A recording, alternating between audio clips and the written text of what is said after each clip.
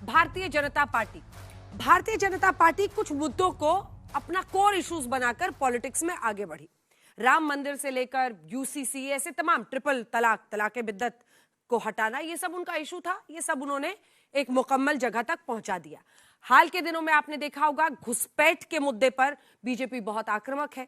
तमाम चुनावी राज्यों में, खासतौर पर असम और पश्चिम बंगाल में जीत का श्रेय बीजेपी को इसी वजह से मिल रहा है। अब ऐसे में सवाल ये उठता है कि बीजेपी कहती है कि हम तो भाई कानून से चलने देंगे, ईद भी मनानी है तो लॉ ऑफ द लैंड कहता है सड़क पर नहीं मना सकते तो सड़क पर नहीं मनाने देंगे, निर्धारित जगहों पर ही मना सकते हैं तो वही मनाना होगा। और बड़े अच्छे से लोगों ने ईद भी, अपनी बकरीद इस बार मनाई है। ऐसे में सवाल ये उठता है कि क्या वाकई भारतीय जनता पार्टी जो आरोप विपक्ष पर लगाती है कि वो मुस्लिम तुष्टीकरण कर रहे हैं, उसको रोकने में कामयाब हुई है, या फिर जोर जबरदस्ती के जरिए वो सिर्फ अपने हिंदू मुस्लिम पॉलिटिक्स को साध रही है। इसी पर हम चर्चा करेंगे, क्योंकि याद रखिए उत्तर प्रदेश में चुनाव आने वाले हैं और मुख्यमंत्री योगी आदित्यनाथ ने मऊ में नए सिरे से समाजवादी पार्टी को घेरा है। कहा है ये माफियाओं के करीबी हुआ करते थे, हमने माफियाओं का अंत किया है। पहले ये रिपोर्ट देखिए, फिर चर्चा की शुरुआत। बंगाल और असम में बीजेपी की प्रचंड जीत।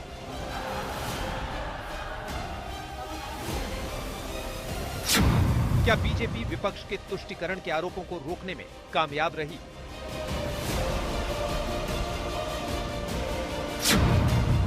या जोर जबरदस्ती से हिंदू मुस्लिम राजनीति को साध रही है बीजेपी? समाजवादी पार्टी तो माफिया और गुंडों के सामने नतमस्तक। 2027 में यूपी का चुनाव, बीजेपी का एजेंडा तय।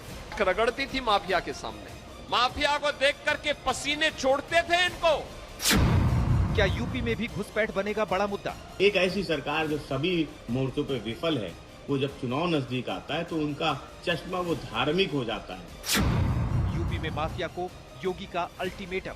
आज माफिया पिस्तौल लहराते हुए, कोई धमका करके, खुली जीप में चल करके किसी हिंदू को धमका नहीं सकता है। अब की बार ईद पर कायदे कानून को लेकर बीजेपी सख्त। क्या अब की बार फिर से चुनाव में हिंदू मुसलमान